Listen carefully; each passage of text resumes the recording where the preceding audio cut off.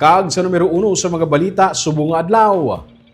Ang mahal nga daan nga presyo sa produkto petrolyo subong nga semana madugangan pagid mas mangin mahal pagid next week bangod. Base sa apat ka adlaw nga trading sa world market, magasaka pagid ang bilis ini. Diesel posible maglabot sa 125 pesos kada litro. Kung libuto ng mga gas station sa Bacolod, halos 100 pesos tubtub 110 pesos ang average nga litro sang diesel sa karon, kagyara naman sa 83 tubtub 87 pesos ang litro sang gasolina.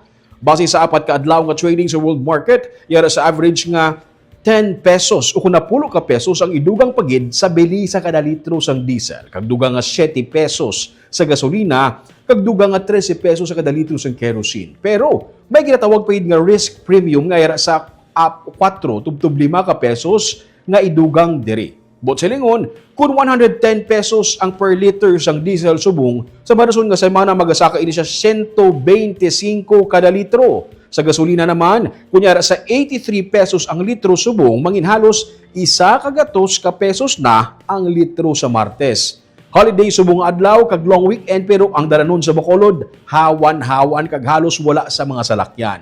Ang mga gas stations, ginalangawan kag ang iban may sirado man. May isa na lang gid ka trading day nga ginahulat para ma-finalize gid ang isaka sa bili sa produkto petrolyo sa Martes nga adlaw. Ini ikatatlo na nga semana sang mega oil price hike dala sang gamo sa Middle East.